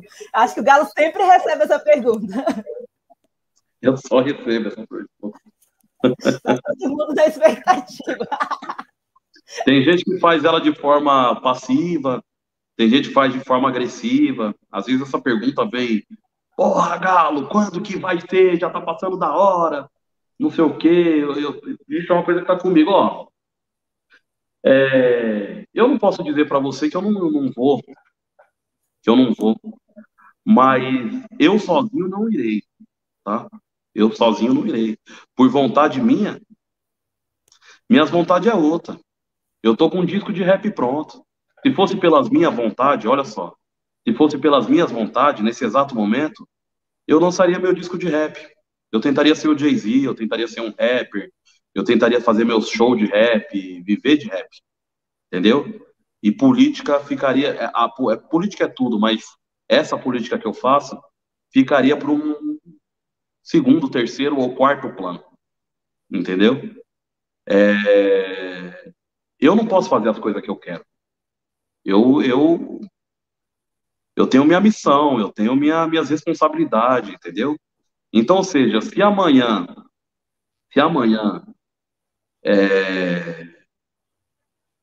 a coisa bater na minha porta de uma forma urgente, é claro que eu vou, não irei sozinho. Irei com toda a urgência que me ativou, se ligou? Toda essa. Não vai para grupo também, achando que o Galo vai lá e não vai levar quem ativou o Galo. Quem ativou o Galo vai lá também, vai resolver esse problema também. É um problema que precisa ser resolvido? Precisa do Galo para resolver? Vamos lá, demorou. Mas vamos lá todo mundo, não vou. Não é tipo assim, vai lá, Galo. Vai lá, Galo aonde? Vai lá, Galo aonde? Você fala para mim assim, vai lá, Galo, por livre e espontânea vontade do Galo, o Galo vai cantar rap, tá? O Galo gosta muito mais disso. O Galo gosta muito mais disso. O Galo gosta muito mais de subir num palco, rimar em cima de uma batida, do que ir no Senado, ou na Câmara dos Deputados, ou na Câmara dos Vereadores, falar alguma coisa, entendeu? Mas eu tenho minhas responsabilidades, minhas missões, meus caminhos, e eu sigo. Eu vou tateando e falo, opa, peraí, chegou a hora disso, chegou a hora daquilo. Então eu não vou dizer para vocês que, não, nunca, entendeu? Mas se acontecer, é porque um grupo de pessoas expressivo decidiu que é isso, se ligou? E teria que, nesse caso hoje, ser os motoboy, entendeu? Teria que ser os entregadores. O entregador chegar em massa comigo e falar assim, pô, galera, é isso, irmão, tá passando da hora e nós precisa. Aí eu falei, não, demorou, então se nós precisa, vamos lá todo mundo. Vamos montar um plano aqui, vamos lá todo mundo fazer o que precisa ser feito. Vamos botar no papel esse plano aí, essa estratégia e vamos para cima. Mas isso não aconteceu e eu não vejo isso acontecendo pela frente, entendeu? Os entregadores chegando em mim, aí, Galo, pá, não sei o quê. Se acontecer, talvez esteja distante. Tem acontecido mais, é que assim, ó, a minha figura tem expandido. Eu demorei um pouco para perceber isso aí. Eu não sou mais só uma figura dos entregadores, entendeu? Eu sou uma figura da periferia. Eu sou uma figura, é uma figura que deu uma expandida para um outros campos. Então, às vezes, por exemplo, às vezes eu vou numa favela, o povo me pede. Às vezes vem gente lá no direct, lá do Instagram, do Twitter, que é um pessoal de quebrada, não tem nada a ver com o entregador, mas é de quebrada, se identifica com as ideias e me pede. Então, ou seja, tem que ser o pessoal que é disso, o pessoal de baixo mesmo, chegar e pedir. Não pode ser um pessoal assim, ó, pessoal, com todo respeito, assim, ó. Não pode ser um pessoal mais consciente, que já está na luta há um tempo e que tem uma noção da luta, assim, acredita que a luta é por ali e fala assim, Galo, é por ali, e o Galo ir, entendeu? O Galo não é esse personagem emocionado. Não é esse cara emocionado, entendeu? Tô com o pé no chão, mano. Se ligou? Meu pé no chão tá com os entregadores, tá com a periferia, então é no sentido do que a periferia, do que os entregadores, a periferia, o povo de baixo pensa e tem como estratégia e a gente vai fazer isso aí junto. Agora, as minhas estratégias, enquanto isso não acontece, é as minhas estratégias, é a nação dos trabalhadores, é a revolução periférica, é fazer uma greve aqui, é queimar uma estátua ali, é tentar organizar o povo por ali, é fazer uma distribuição de cesta básica e um manifesto comunista aqui, e fazer as minhas caminhadas, política de rua. Eu tenho falado isso há 3 anos. É a minha política de rua. Eu, sinceramente, acho mais efetivo, tá?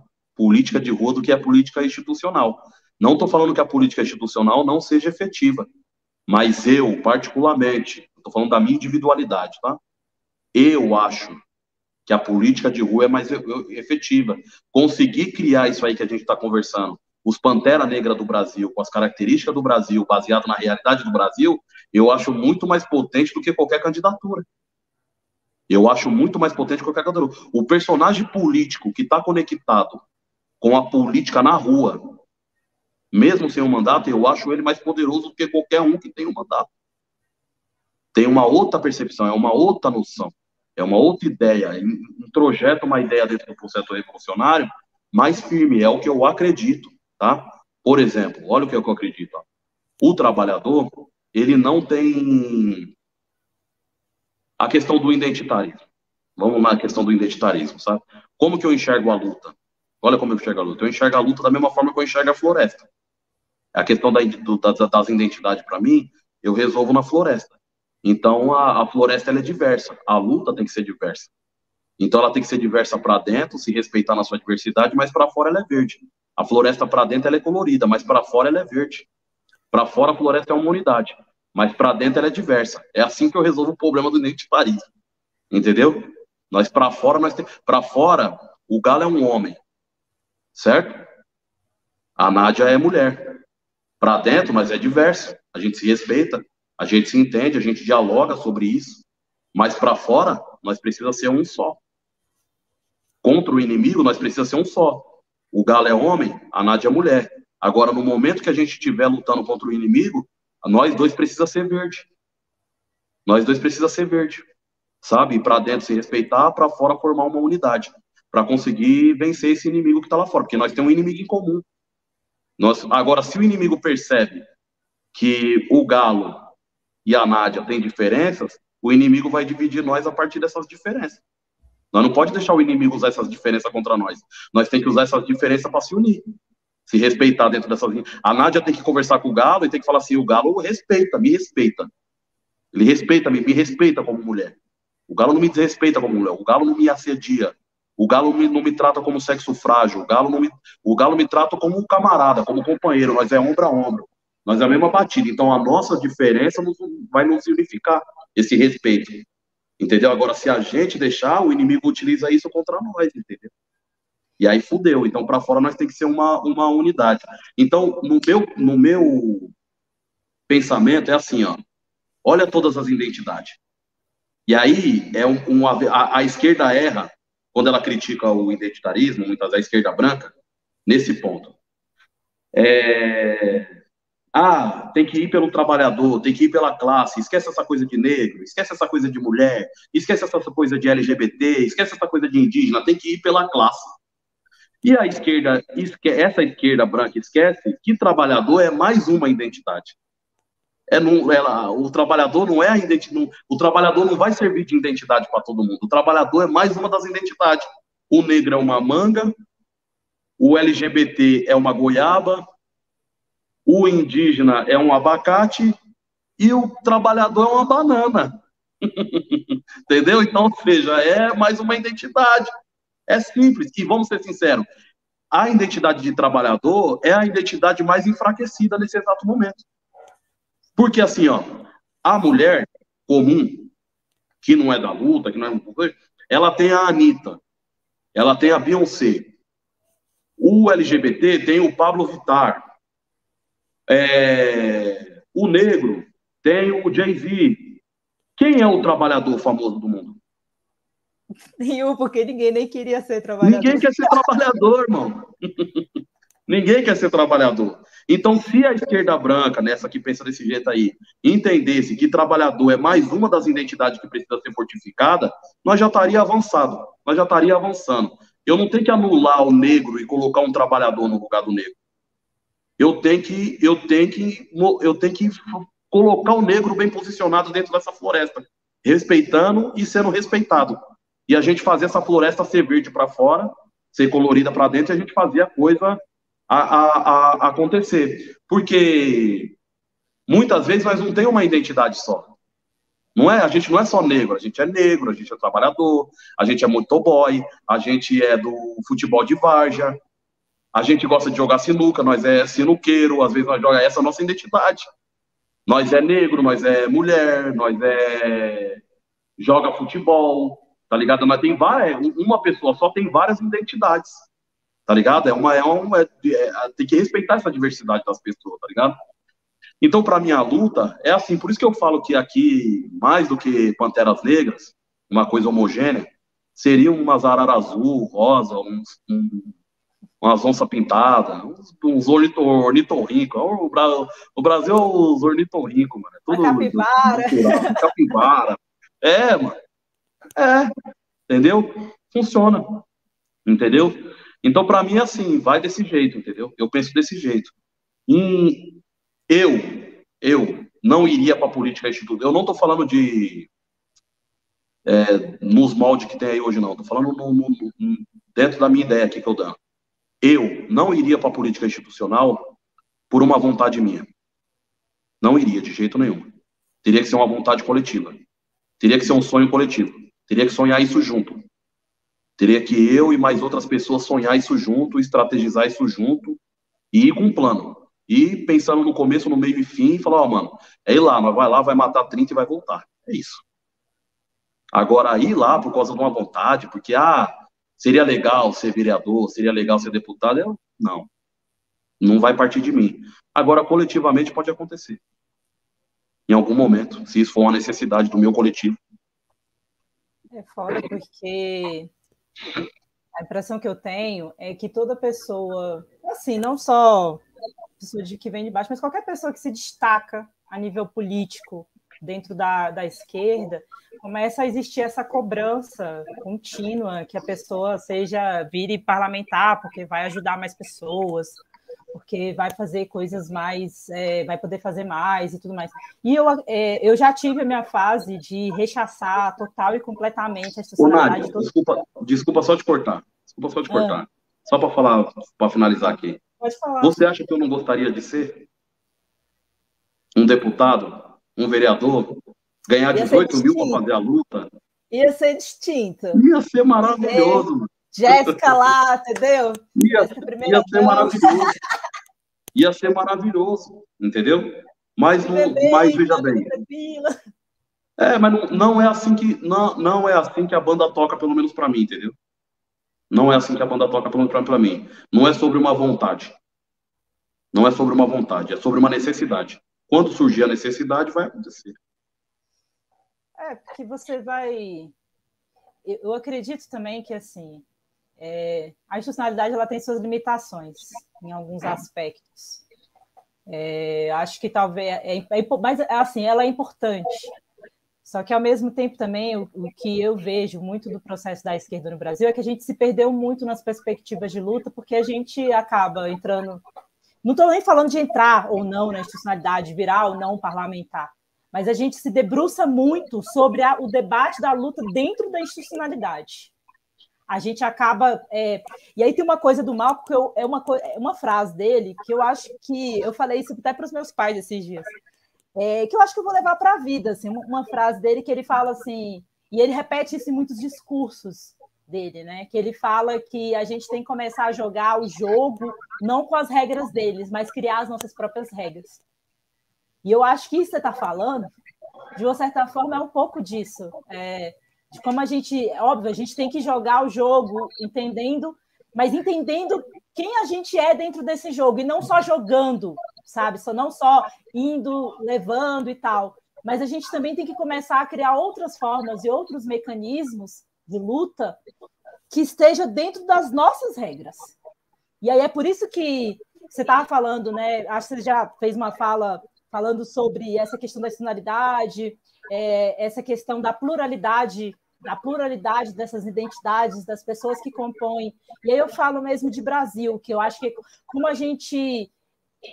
A esquerda, de modo geral, e aí eu vou pedir uma desculpa aqui, mas a esquerda branca brasileira, eu falo bem diretamente isso, assim, porque é muito difícil você travar uma luta onde a gente acaba retomando muitos aspectos de processos revolucionários e históricos que, sim, gente, são importantes, eu sou marxista, mas a gente não consegue trazer o debate da luta para o momento concreto, a realidade concreta, e quem são essas pluralidades de construções, e nem para a perspectiva de Brasil, que é um país intercontinental gigantíssimo, que tem pessoas diversas, com culturas, línguas, dialetos diferentes, com povos indígenas falando línguas diferentes, povos quilombolas falando línguas diferentes. E como a gente não consegue, por exemplo, como trabalhar a gente não vai... Eu sou muito realista com relação a isso. Acho que a gente tem e vai continuar tendo muita dificuldade em acreditar que a gente vai ter um partido de vanguarda que vai ditar um processo revolucionário no Brasil de forma muito homogênea.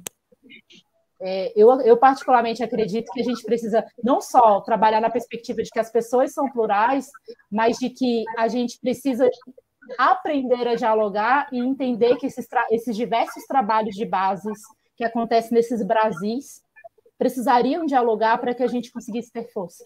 E aí você falou uma coisa que eu confesso que eu nunca tinha pensado, que é o fato do trabalhador não ter uma figura que a gente se espelhe e fale, caralho, é esse aqui, o cara, o trabalhador que eu... Então, como criar na cabeça das pessoas, e aí eu não estou falando da gente chegar e doutrinar, nem nada disso, não. Estou falando, mas como a gente criar no imaginário das pessoas a importância da gente se organizar, por exemplo. Pô, quando eu chego nos lugares e vem uns mano, umas minas, e fala, pô, Galo, você é foda. Eu falo assim, pô, mano, o cara tá achando um trabalhador foda, por quê? Por quê? Se eu viro político, já não é mais a identidade do trabalhador que tá comigo, é a identidade do político. Se eu viro um rapper, já não é mais a identidade do trabalhador que tá comigo, é a identidade do rapper. Então, por isso que essa coisa do trabalhador, para mim, ainda é muito importante. É a identidade mais forte que está em mim. É a identidade mais forte que está em mim. E é a identidade que eu mais me empenho em fortificar, em deixar ela cada vez mais forte. Eu tenho outras identidades em mim. Tenho a identidade do negro, eu tenho a identidade do rapper, eu tenho a identidade da periferia, eu tenho várias identidades em mim. Mas a identidade que eu tento deixar mais aparente, a identidade que eu tento mais fortificar, é a identidade do trabalhador. É assim que eu me posiciono na floresta. Eu podia me posicionar na floresta como negro, eu podia me posicionar na floresta como periferia, e eu me posiciono muitas vezes. Só que nessa floresta, na luta, eu acho estrategicamente melhor me posicionar como trabalhador. Então, um trabalhador se revoltou e fez uma greve. Depois, esse trabalhador se revoltou e queimou o Borba Gato. E aí, esse trabalhador foi convidado para ir numa live do Racionais. E aí, esse trabalhador foi convidado para ir no Podpah. Olha que da hora, mano. É ser esse tipo de trabalhador. Morou? Então, é assim que eu tenho me posicionado na floresta. É assim que eu quero estar nessa floresta. E tentando fazer essa floresta cada vez mais ser unificada. Para fora verde, para dentro diversa. Entendeu? Então, é por isso que eu ainda não fui na questão do campo institucional, eu também não lancei meu disco de rap, tá ligado? Porque esse tem sido meu trampo. Esse tem sido meu trampo, tá ligado? Esse tem sido meu trampo. Trampo de trabalhador mesmo, entendeu? Então, pô, eu acho muito louco, Nádia. Eu chego nos lugares, mano, chega um moleque assim, um moleque de 16 anos de idade. Galo, você é foda. Aí eu por dentro eu falo assim, o que você tá achando foda, mano? Eu não sou um artista. Eu sou o quê? Eu sou um trabalhador, mano, motoboy. O cara tá achando um motoboy foda, isso é incrível pra mim.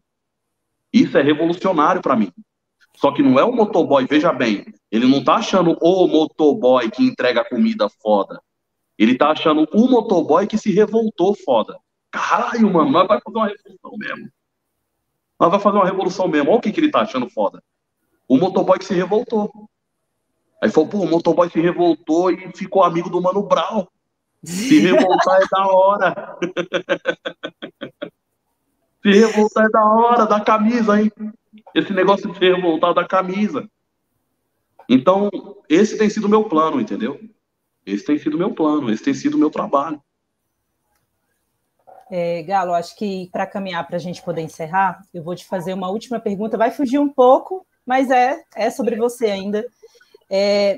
Eu acho que tem uma coisa que, na conversa que eu tive com você em São Paulo, me marcou muito, e eu fiquei trocando uma ideia com meu pai, depois que meu pai é da área trabalhista, é advogado e tal, e depois eu fiz uma live recente sobre colonialismo digital, e eu confesso que você foi uma das pessoas que eu mais lembrei depois que eu li o livro, depois que eu conversei com o professor Walter, assim, porque foi meio assustador entender a perspectiva de como a tecnologia está afetando o mundo do trabalho, mas não só isso, como a tecnologia está dominando nossa vida e como ela é, tipo assim, o gargalo do nosso tempo em questão, né, quando a gente fala de acumulação primitiva de capital, né, de colonialismo de dados, essas coisas tudo, eu acho que a gente ainda não tem, me assustou muito, assim, porque a gente não tem uma dimensão real, exata, de como a tecnologia e os grandes empresários, as grandes corporações,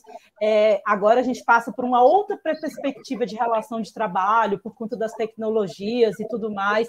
Por exemplo, eu vi um texto hoje sobre como o Elon Musk está dominando a Amazônia a partir das benevolências que ele faz lá com acesso à internet.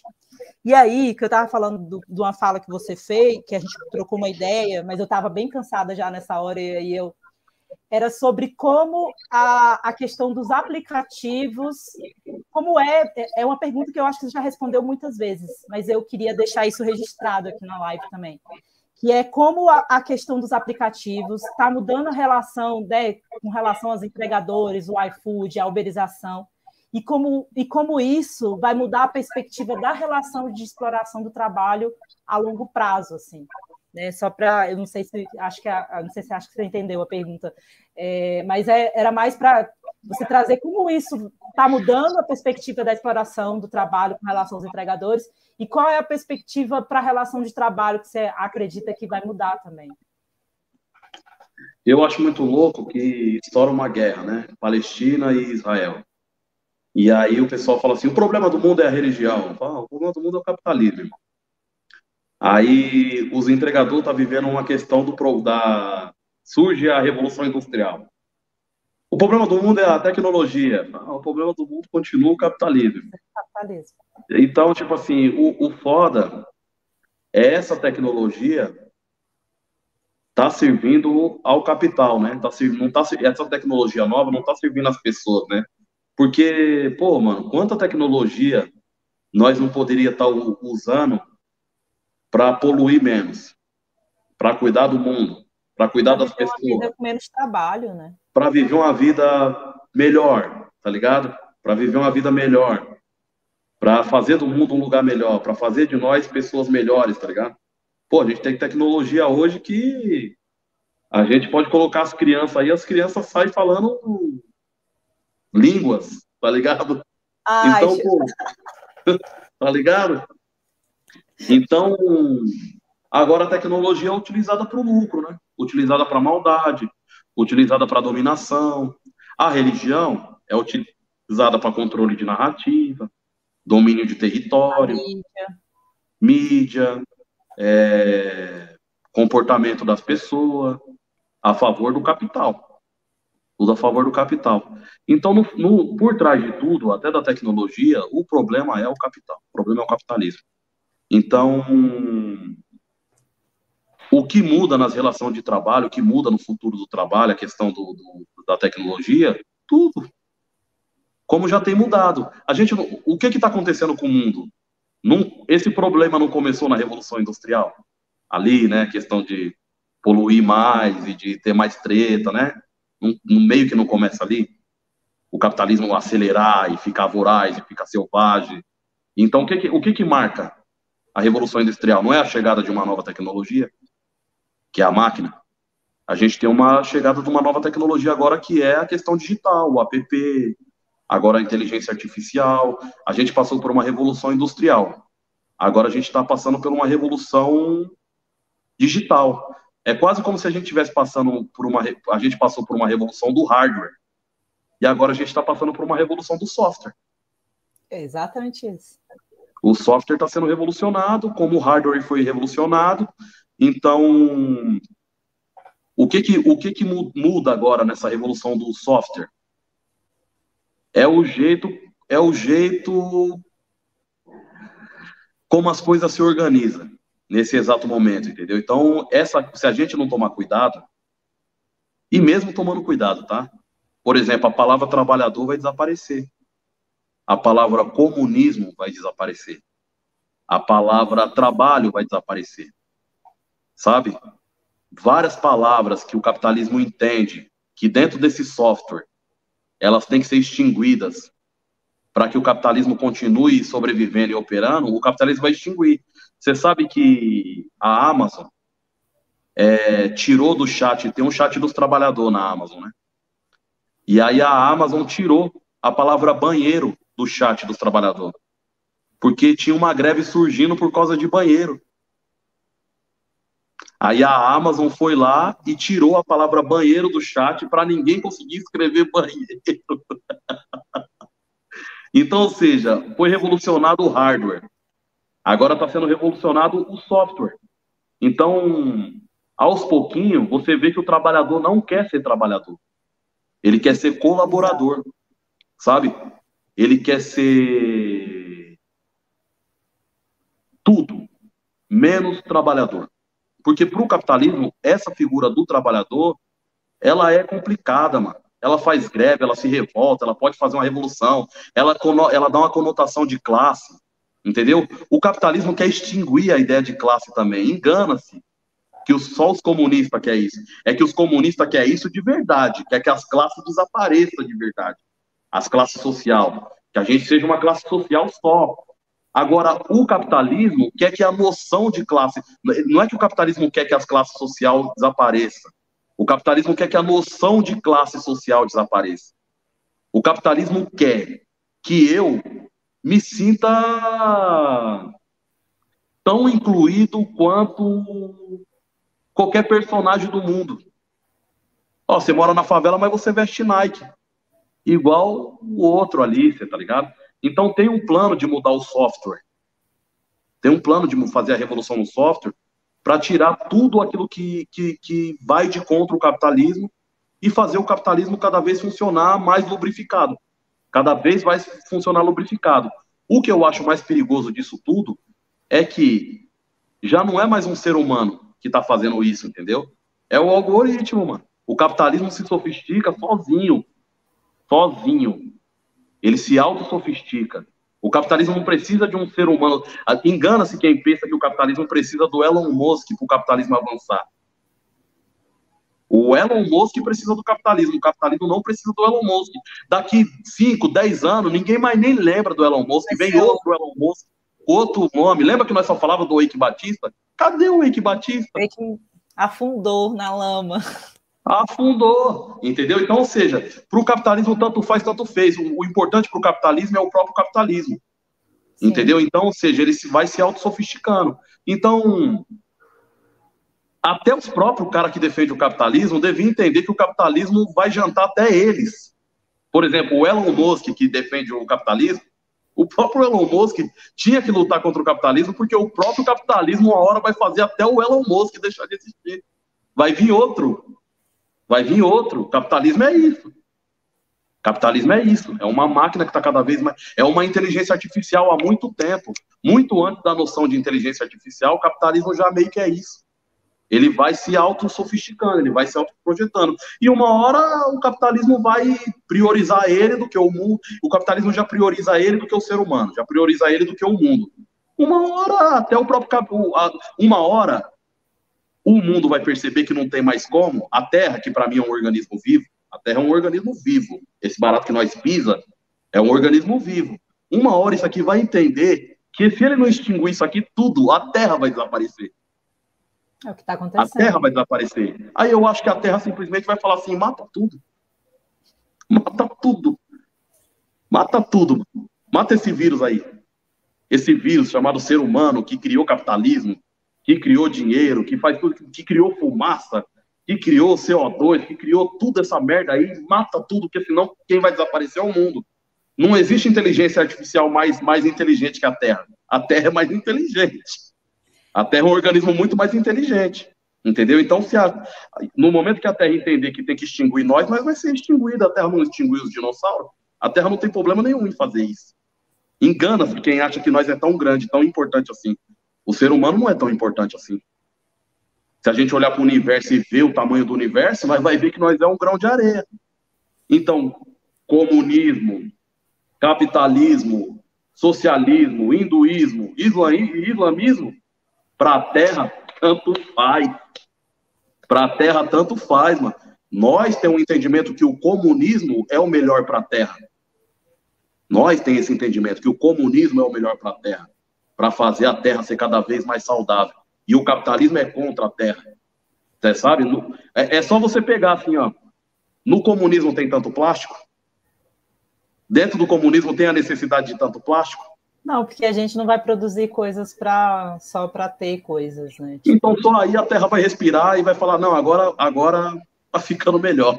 E vai ter menos, as pessoas vão trabalhar menos, ninguém vai querer consumir tanta coisa, pelo menos é o que eu acredito, né? Na ideia que eu acredito, assim, acho que... Sabe o que eu gosto de pensar, Nádia? Que Deus mesmo é a Terra, tá? Deus é a Mas, própria Terra. mas, assim, dentro da... É porque eu não falo muito isso, assim, mas dentro da concepção de espiritualidade que eu não tenho religião nenhuma, mas eu sou uma pessoa que tem fé. Eu falo assim, sou uma pessoa espiritualista. Então, eu sou uma pessoa que tem fé. Eu sou uma pessoa que acredita que eu estou no todo e o todo está em mim. É uma perspectiva que eu acho que se aproxima muito dos indígenas, se aproxima muito das religiões de matriz africana, de entender essa perspectiva de totalidade, né? Eu acho que eu acho muito engraçado que a questão, o próprio comunismo, né, o debate que a gente trava, é sempre dizendo que a gente precisa olhar na perspectiva de totalidade. E quando a gente fala da perspectiva de onde vivemos, como vivemos, com quem vivemos, a gente muitas vezes pensa nessa perspectiva, que nem você falou dessas identidades, capitalista, trabalhador, produção, não produção, mas a gente não pensa dentro da perspectiva de onde a gente vive, do onde a gente vive, de como a gente vive, né? Aí você entrou num tema que eu reflito muito, que é dentro dessa perspectiva de exploração capitalista, né, que a gente está falando, que a gente agora passa por um novo momento do capital, que é a tecnologia, mas que usa os mesmos artefatos, as mesmas armas, as mesmas coisas que usa desde a Revolução Industrial. Porque para você produzir um computador, um celular, para você... As pessoas acham que a gente bota na nuvem, isso foi uma coisa interessante de eu ter aprendido, entendeu? Que é tipo, você bota as coisas na nuvem, guarda as coisas na internet, você não pensa que a internet, para funcionar, ela precisa de um espaço físico. Tipo, você precisa de cabos que passam dentro dos oceanos, você precisa ter uns negócios gigantes em determinados lugares para que você tenha Wi-Fi, e que isso envolve extrair ouro, extrair nióbio, extrair prata, extrair um monte de coisa para que esses produtos funcionem. Então, na verdade, é isso que você falou, assim. Agora, para a gente terminar esse assunto numa vibe, né, que a gente entrou num assunto que a gente vai ficando meio deprê, pensando um pouco sobre o partido, o Malcolm, e não só eles, assim, mas outros revolucionários, do que você acredita, do que você se inspira. Qual é o nosso caminho? Para onde a gente vai? Como, assim, óbvio que eu sei que você não tem todas as respostas, mas o que você vê, que você fala, pensa assim, cara, é por aqui que a gente tem que ir? Eu acho que nós precisa voltar. Eu não acho que é avançar, eu acho que é voltar o caminho, entendeu? Eu gosto de pensar mais em círculo, que o fim e o início é a mesma coisa, entendeu? É um círculo. Não é fim e começo e fim, sabe? É começo, fim, começo, fim, começo, fim, e a coisa vai girando, tá ligado? Então eu acho que é voltar, mano. Tem uma ideia que eu gosto muito, tá? Que é essa coisa do êxodo urbano. Em algum momento, talvez isso cruza com a minha fé, tá? Até de forma profética para mim. Em algum momento, os centros urbanos vai ser esvaziado. Eu tenho essa visão também. Vai ser da hora ver isso. Vai ser da hora ver o caminho contrário. As pessoas voltando a plantar, as pessoas voltando para a terra. Tomara que as pessoas estejam preparadas para isso, tá ligado?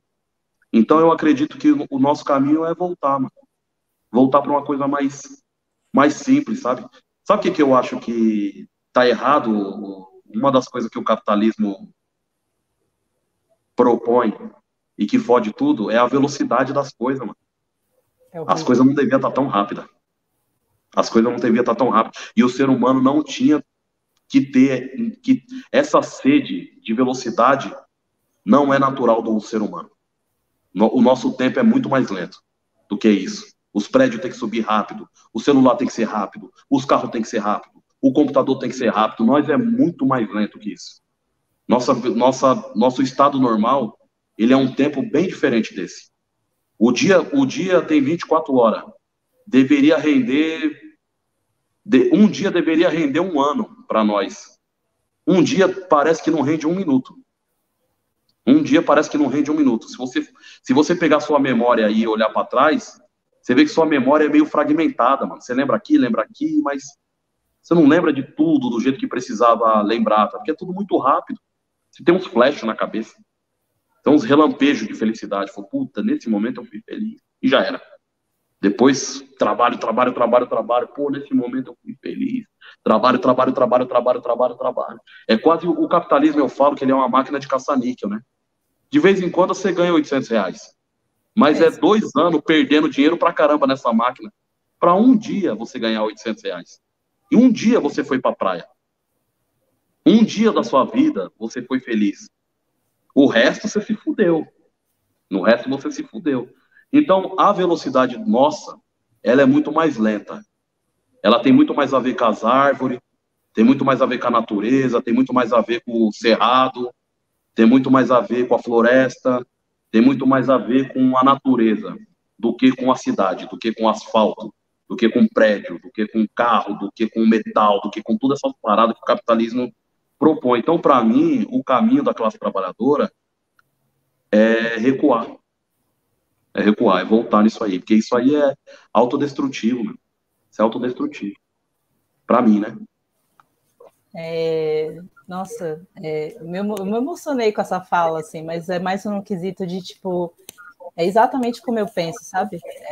Eu acho que são as coisas que eu tenho refletido muito, assim, eu tenho estudado muito sobre, assim, sobre as perspectivas da América Latina, porque eu acho que a gente tem a resposta aqui, entendeu?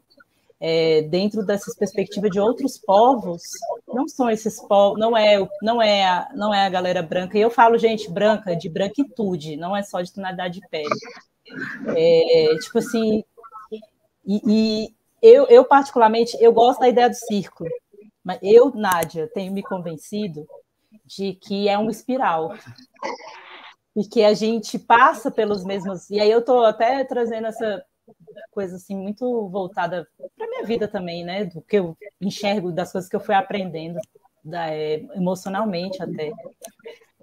Porque a gente nunca é a mesma pessoa, a gente passa por problemas parecidos, né? Eu vejo que a gente vive muito uma montanha russa, assim, a gente passa por um problema, a gente acha que nunca mais vai passar por aquela questão de novo. E aí, depois de um tempo, às vezes anos, às vezes meses, às vezes semanas, depende. A gente passa por aquela questão que a gente achou que não ia voltar. Só que a gente já não é a mesma pessoa. E é por isso que eu tenho essa perspectiva de que... Mas eu concordo total com você quando fala assim que eu gosto daquela frase do Nego Bispo, eu já te disse isso, eu acho. Começo, meio, começo. Né? Eu acho que a gente... E ele fala muito dessa coisa de voltar para casa. E dessa desaceleração.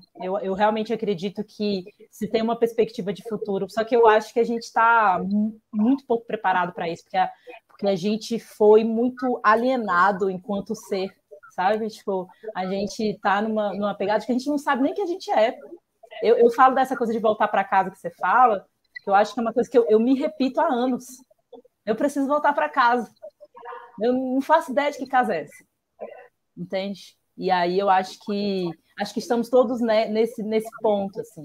Agora, não vou nem dizer como a gente vai fazer para fazer uma grande, né, e trazer isso, mas acho que essa questão de que os centros urbanos vão se esvaziar e de que a gente precisa entender, inclusive, que dentro dos centros urbanos a gente ainda faz parte da terra, a gente ainda faz parte da natureza. E eu acho que isso é uma questão que tanto quem mora na cidade não consegue ter essa visão, como quem está no campo também acredita que só eles estão próximos à natureza, que quem está na cidade não está. E aí eu acho que isso causa uma linha divisória, e aí a gente fica mais fragmentado, tem mais dificuldade de trabalhar junto. E aí isso eu acho que é um problema. Essa é uma questão de que eu acho que a gente precisa aprender como construir diferente. Entender que quem está na cidade também está na natureza. Aí, Galo, eu vou abrir para as suas considerações finais e vou encerrar. Não, é isso aí, mano. Obrigado aí pelo convite aí, foi da hora o papo. Foi bacana demais. E eu agradeço muito mesmo, assim, eu estou muito feliz com essa conversa. Acredito que eu espero que você continue aí. Eu acho que você é uma pessoa múltipla, eu acho que a gente tem que aceitar esses múltiplos que somos e ir para os espaços que a gente se sente bem. E eu só queria dizer realmente assim que eu admiro muito o seu trabalho, você sabe disso, e eu estou aí para somar. Eu acho que a gente pensa muito parecido, acho que a gente está tentando nessa volta para casa juntos, e eu estou aqui para sempre, realmente, tudo que precisar, eu vou estar sempre junto com você, com Jéssica, com Aisha, enfim, é isso. Muito, muito, muito obrigada e boa noite para todo mundo aí, galera. Boa noite para todo mundo. E sigam lá e vejam as coisas lá no Instagram. E é isso. Beijo, tchau. Paz, pessoal. Até mais.